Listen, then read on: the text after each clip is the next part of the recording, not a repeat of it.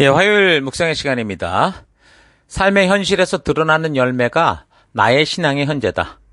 삶의 현실에서 드러나는 열매가 나의 신앙의 현재다. 자, 이런 제목으로 계속 말씀 묵상 함께 나누겠습니다.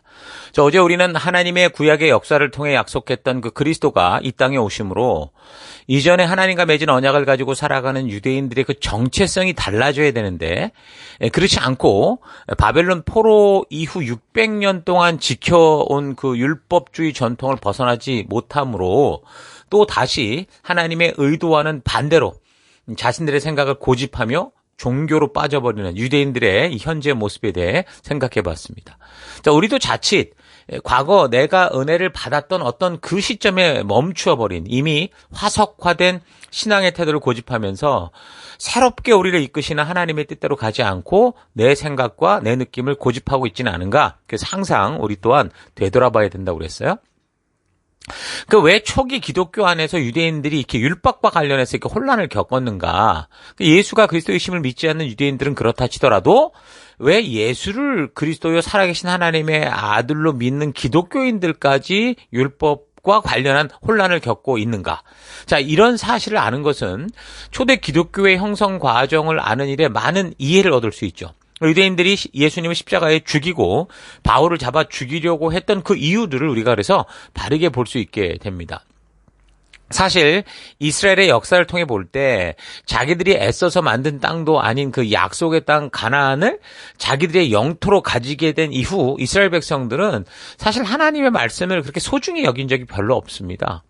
약속의 땅에 들어가자마자 이어진 그 시대를 보통 사사시대라고 역사적으로 부르게 되는데, 그 사사시대의 특징은 그 백성들이 결국에는 각각 자기 생각에 옳은 대로 행하더라라고 이렇게 얘기를 합니다. 사사기 21장 25절. 그때에는 이스라엘에 왕이 없었으므로 사람들은 저마다 자기의 뜻에 맞는 대로 행하였다.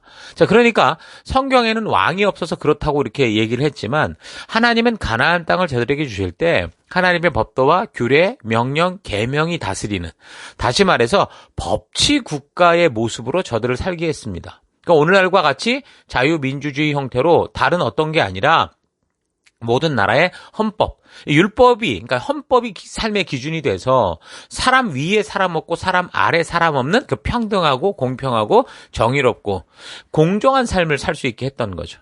자, 그런데 그 하나님의 법도를 다 집어쳐버리고 자기 생각대로 살았다 그겁니다. 그래서 결국 나라가 완전히 패망하기까지 저들은 하나님의 말씀, 이 신의 산 언약, 율법을 소홀히 여겼고 세상 나라의 여러 우상들을 흉내내고 또 왕정 정치를 흉내내고 그러면서 우상 숭배의 삶을 집착하며 살았던 거죠. 그래서 하나님께서 그런 그릇된 길에서 돌이키게 하려고 하나님의 마음을 전하는 그 선지자들을 참 많이 보냈었는데 저들을 핍박하고 죽이는 그런 짓들을 해왔습니다. 자, 그러면 언제부터 도대체 율법을 이렇게 소중히 여겨서 율법주의라는 말까지 나왔을까? 그거는요, 남유다가 BC 586년에 바벨론에 의해 패망하고 포로로 잡혀가고 나서야 그동안 선지자들을 통해 하나님께서 말씀하신 그 역사대로 진행된다라는 거를 경험하고부터다라고 할 수 있습니다. 그 거대한 최고의 우상의 나라에 가보니까 이게 다 가짜고 술수고 사람들의 불안한 심리를 속이는 행위라는 걸 알았고, 그에 반해 하나님께서는 아무 형상도 만들지 못하게 하셨지만 하나님께서 미리 말씀해 주셨고 경고해 주셨던 대로 이 역사가 그대로 흘러가게 된다라는 걸 알게 되면서 하나님이 진짜구나라는 걸 알게 된 거죠.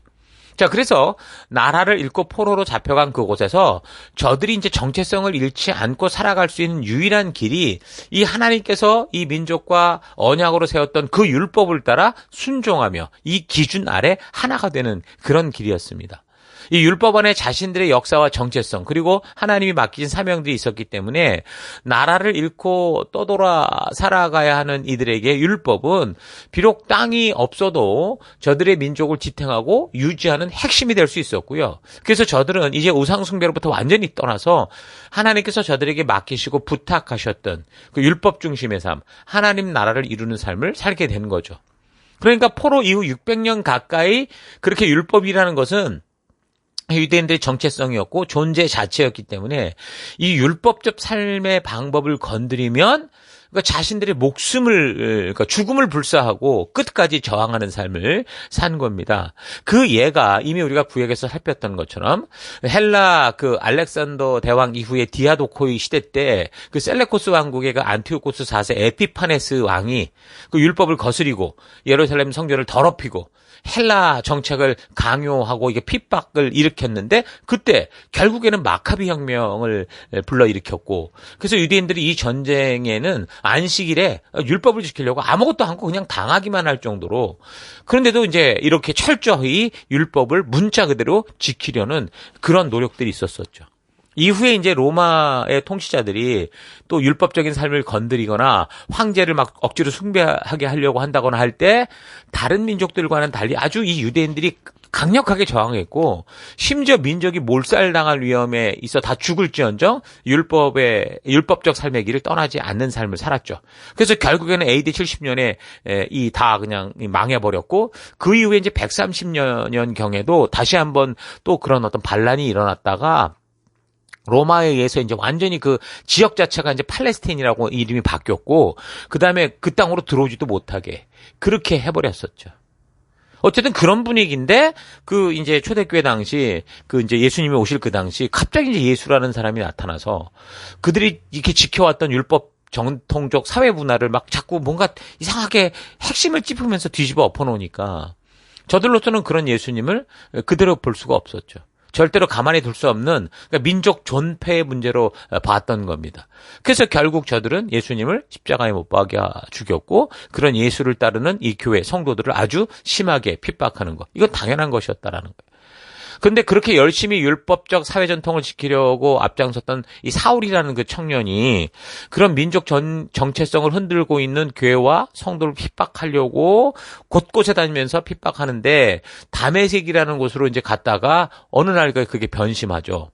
예수님을 만나면서. 그래서 오히려 예수님이 그리스도시요 하나님의 아들이라라는 전도를 시작하게 된 겁니다. 자, 그런 바울은 예루살렘에서는 활동하기가 어려웠기 때문에 왜냐면 거기가 이제 뭐 유대교의 중심이니까 거기선 쉽지가 않았죠. 그래서 이제 그는 이 사방으로 퍼지기 시작했습니다. 온 소아시아와 마케도니아, 아카야 이런 지역 전체를 돌아다니면서 그러니까 뭐 지금으로 말하면 터키, 그리스 지역 이제 더 나아가서 이제 이탈리까지 가게 되는데 어쨌든 가는 곳마다 유대인 회당을 찾아가서 이 소식을 전하니까 정통 유대인들에게는 바울이라는 인물이 아주 좋지 않게 보였죠. 당연히 온 민족을 망치려는 매국노요, 율법 파괴자로 보였을 겁니다. 그래서 바울을 보기만 하면 죽이려고 애를 쓰고 뭐 암살자를 보낼 정도였던 거죠. 원래 3차 전도 여정을 마치면서 그 고린도로 가서 3개월 후에는 거기서 바로 이제 배를 타고 예루살렘 지역으로 가려고 했었었는데 바울을 노리는 어떤 암살객들이 있다라는 소식을 듣고 만약에 배에 탔다가 이걸 어디 피할 길도 없으니 그래서 할 수 없이 어떡합니까? 다시 육지로 되돌아서 이렇게 오는 그런 여정을 택하거든요. 그만큼 어쨌든 예수님이나 바울의 경우 유대인들에게는 그 원수고 적이었던 겁니다. 그만큼 유대인들에게 율법은 자신들의 정체성이고 존재의 이유 그 자체였다라는 거죠.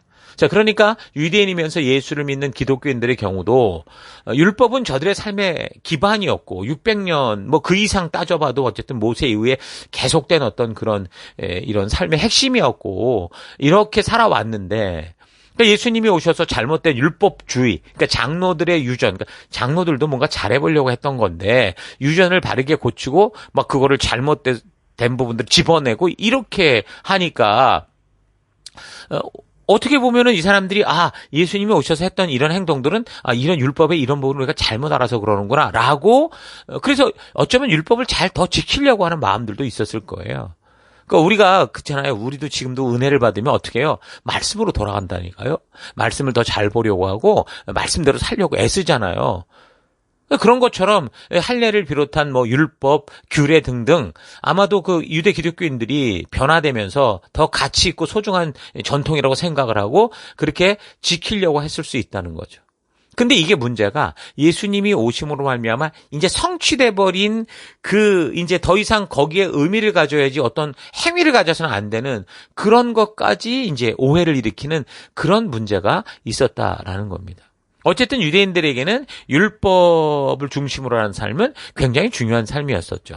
그런 면에서 예수님의 이 육신의 동생이었던 야고보 같은 사람은 예루살렘에 있는 유대인들이 봐도 율법적으로 흠잡을 게 없었다라는 거예요.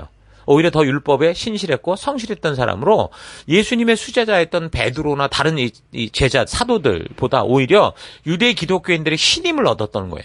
그래서 이제 예루살렘 교회의 수장이 될 수 있었죠. 베드로 같은 경우는 그분 당연히 성령의 부르심으로 말미암아 행한 순종의 행위였는데 그 로마의 백부장, 그러니까 이방집을 찾아가서 그들과 교류하고 이랬잖아요. 그래서 율법주의 유대인들에게는 그게 하나님의 뜻이다라는 거를 인정을 한다고 하면서도 좋지 않게 보였다라는 거죠. 뭔가 꺼림칙했다라는 거예요. 그래서 이제 어느 날 이제 베드로가 그 안디옥에 갔을 때 안디옥 교회에서 이제 이방인들 다 이방인들이니까 함께 식사하고 그러고 있는데 예루살렘에서 야고보로부터 보낸 사람들이 왔다라고 하니까요. 그 자리를 성급히 피했던 거예요. 의식을 범할 정도로. 그러니까 율법이라는 것, 율법적인 삶이라는 것은 예수님의 제자이던 누구든 유대인이라면 너무도 중요한 정체성의 핵심일 수밖에 없었던 겁니다. 그래서 하나님의 백성된 변화로서의 표식, 우리가 정말 하나님의 자녀가 됐다면 그럼 뭐가 우리가 하나님의 자녀인 걸 아냐라고 할 때 사실 믿음이기 때문에 그 안에 증명할 게 없거든요. 근데 그러다 보니 이제 유대교 같은 경우는 몸으로 드러나는 게 이제 할례였던 거죠. 그래서 초대교회 안에 가장 큰 논란거리가 이 할례 문제였습니다. 그러니까 예수가 그리스도 되심을 바르게 아는 사람들은 이제 할례의 의미를 바르게 알아서 이제 할례에 큰 의미를 두지 않아도, 그러니까 행위적인 것에 큰 의미를 두지 않아도 되는 걸 알았겠지만 그래도 믿으면서 하나님이 명하신 이 할례를 받는 것은 뭔가 아무것도 보이지 않고 너 믿어서 됐어 이런 것보다는 어떤 보이잖아요. 눈으로 보이는 분명한 변화, 개종의 모습이 아니냐 이런 주장도 있었겠죠. 그러니까 그런 육체적인 표식을 받고 규례와 절기를 이제 지켜가는 그 모습을 볼 때 뭔가 이 사람이 그래 유대교처럼 됐다. 변화된 사람으로 확인이 가능할 수 있었다라는 거죠. 오늘날도 사실 내가 예수 믿는다 하면서 교회를 안 나오면 우리가 의심할 수밖에 없잖아요. 교회 왔는데도 바르게 뭔가 이렇게 온전한 걸 지키지 못하면 우린 또 그 사람을 의심하든 아니면 좀 모자란다 이렇게 생각할 수 있잖아요. 그래서 이제 교회 공동체 안에 이제 이런 생각들로 인해 할례파, 무할례파 이런 식으로 공존하게 되는 거죠. 그러니까 할례파는 믿음으로 구원받은 사람들에게 줄곧 할례를 받아야 된다. 이게 그냥 당연한 순서다. 하나님이 만든 이 나라가 이렇게 해왔기 때문에 예수님이 오셨어도 이거는 필요한 거다. 이런 식으로 얘기를 했다는 거예요. 근데 문제는 아까 말한 것처럼 이게 예수님이 이 땅에 오신 의미조차 무의미하게 만들 정도로 할례를 받아야 구원을 받을 수 있다. 이것이 구원의 증거다. 이런 식으로 가니까 이런 절차와 과정이 필요하다라는 또 다른 구원의 방법이 됐다라는 거예요. 이게 문제였던 거죠. 그래서 이런 문제는 바울이 그 1차 전도 여행 이후에 바울에 의해 복음이 처음 전해졌던 갈라디아 지역에서도 유대인들이 있는 그 공동체 안에서 이런 문제가 드러났죠. 그래서 갈라디아 지역 교회에서 이런 논쟁이 벌어져서 결국 예루살렘에 예수님의 제자였던 사도들과 기독교 그 이제 리더들, 그 장로들이 다 모여서 많은 변론을 한 후에 예루살렘 교회의 수장이었던 그 야고보에 의해서 할례는 구원의 조건이 아니다라는 거 분명히 얘기를 합니다. 사도행전 15장 11절. 우리는 그들이 우리와 동일하게 그들은 이방인이고 우리는 유대인이죠. 주 예수의 은혜로 구원을 받은 줄 믿노라. 이렇게 얘기를 하는 거예요. 자, 그런데 이 같은 예루살렘 사도들의 최종 결정에도 불구하고 600년 가까이 율법적 민족 정체성을 바탕을 두고 살아왔던 유대인들 같은 경우는 교회에 들어와서 예수를 믿는다고 말하지만 계속적으로 할례나 율법의 절기 같은 것을 지켜가야 뭔가 구원을 이루고 믿음으로 사는 것 같은 그런 생각을 벗어날 수 없었던 겁니다. 이런 태도를 좀 공로주의라고 이렇게 말할 수 있는데 내가 이만큼 수고하고 애를 써야 하나님께서 그것을 보고 대가를 지불한다라고 생각을 하는 거죠. 다른 말로 말하면 인과율이고 인과응보적인 생각이라 할 수 있는데 하나님의 자녀가 된 성도들이 하나님이 주신 법도와 규례와 계명과 명령을 따라 살아가는 거는 어떤 대가를 받기 위한 게 아니거든요. 하나님의 자녀가 되었기에 하나님 자녀답게 어떻게 살아가야 되느냐라고 하는 하나님 나라의 백성다운 삶을 살아가는 그런 것이었단 말이에요. 하나님과의 관계가 사랑으로 회복이 됐고, 그래서 성도는 하나님 아버지의 자녀로서 하나님의 자녀답게 사는 존재이기 때문에 그 말씀, 하나님이 주신, 창조주가 주신 말씀의 가치, 하나님 나라의 법도를 따라 살아가는 거지. 엄밀히 말하면 이것으로 인해 뭔가 대가를 바라고 구원을 받는다? 이건 잘못된 거라는 거예요. 다만 이런 하나님의 백성답게 살아가는 삶의 길을 걷다 보니 여기서 약속했던 하나님이 준비하신 축복들이 우리에게 열매처럼 누릴 수 있는 그런 기쁨이 된 거죠. 우리의 믿음에 있어서 우리의 생각에 관념화된 그 공로주의, 그러니까 인과율에 대한 것들을 그래서 쉽게 벗어나지 못합니다. 그래서 정말 우리가 말씀과 성령의 능력으로 온전히 거듭나지 않는다면 우리는 교회를 다닌다고 해도요, 여전히 그 옛날의 습관, 이 공로주의, 인과율을 벗어나지 못하고 살아가게 될 거예요. 나는 어떤 식으로 관념화되었는지 그래서 보려면 일단 자신이 살아가고 있는 삶의 현실의 말과 행동, 내가 추구하는 걸 잘 보면 알아요. 삶의 현실에서 드러나는 열매가 내 신앙의 진짜 현실을 말해주는 거죠. 내 생각보다도 내가 지금 말하고 있는 거, 그다음에 내가 생활하고 있는 걸 보면 압니다. 내가 어떤 의식 속에 살아가고 있는가 하는, 그게 이제 생활로 나오는 거니까, 말로 나오는 거니까. 그래서 이러한 잘못된 관념에서 깨어나는 방법은 다른 게 없다는 거예요. 말씀을 통한 성령의 능력. 그러니까 말씀을 통해 하나님의 진실한 마음, 그 의도를 알게 되는 것. 그래서 이제 그 의도를 알기에 그동안 내가 잘못 살아왔던 관념이 깨지고 옛사람이 깨지고 이제 주님이 주신 그 진정한 백성다운 삶을 살아가는 거. 이것만이 우리를 잘못된 관념으로부터 완전히 깨어나게 해서 참된 자유자로 만든다라는 거 잊지 마십시다. 우리의 매일의 삶 속에서 하나님과 화목하게 된 관계와 그 의미 잊지 마시고 우리 하나님께서 주신 그 성도된 삶의 길인 이 말씀을 제대로 좀 알고 제대로 누리고 즐기며 살아가는 우리가 될 수 있기를 바랍니다.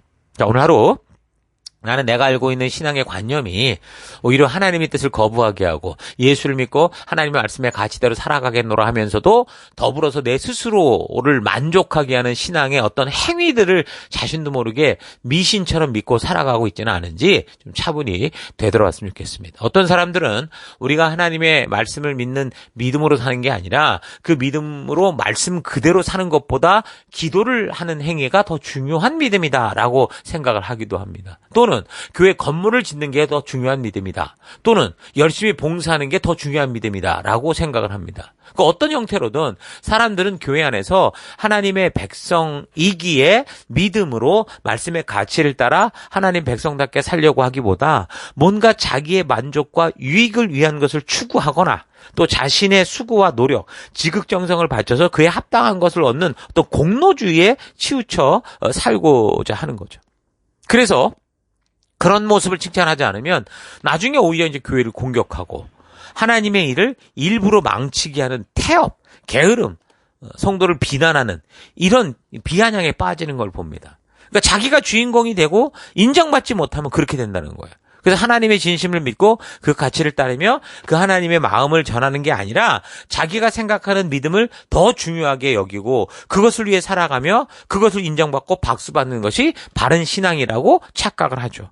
오늘날 교회 분위기가 그렇다라는 거야. 여러분 이건 너무도 무서운 우리가 반드시 깨고 나와야 할 이 시대 전체가 속고 있는 거짓 믿음입니다. 자신이 생각하고 있는 게 아니라 자신이 살아가고 있는 삶의 현장에서 나타나는 행동과 말, 그 삶의 열매들이 지금 나의 신앙의 현재를 정확하게 말해주고 있을 겁니다. 자신도 모르게 인과율, 공로주의에 빠져서 하나님 백성답게 사는 길에서 벗어나고 있지는 않은가 그래서 좀 차분히 되돌아보길 바라요. 오직 말씀을 통한 진리의 성령의 능력으로만 거듭날 수 있다라는 거 잊지 마시고 살아계신 하나님께서 그 역사에서 이루신 일들을 성경을 통해 역사를 통해 계시하여 주시고 알게 하시는 그 길을 따라 그 가치를 따라 하나님의 의도를 바르게 알아서 믿음을 가지고 그의 법도와 규례와 명령의 가치를 따라 살아내는 여러분 될 수 있기를 주의 이름으로 축원합니다. 자, 오늘 하루도 힘내십시오. 잠시 기도하겠습니다. 하나님께서 내게 말씀해 주시고 기록하여 보여주신 당신의 마음이 담긴 성경대로 믿고 살아가기보다 내가 원하고 내가 만족해하는 신앙의 형태를 추구하며 이미 하나님께서 예수 그리스도를 통해 다 이루신 것들을 또다시 버리지 못하고 쫓아가던 유대인들처럼 살아왔던 것 회개합니다. 하나님을 사랑하는 마음이 하나님의 도를 지나쳐 흘러가지 않게 하여 주시고 오직 주의 말씀이 내 삶의 길이요 내 길의 등불이 되게 하여 주옵소서. 내 삶의 현장에서 드러나고 있는 말과 행동을 통해 내 신앙의 현재를 온전하고 바르게 분별하여 주님이 말씀하여 주시는 나의 정체성을 바르게 알고 그 말씀의 가치를 따라 살아가는 내가 되기를 원합니다.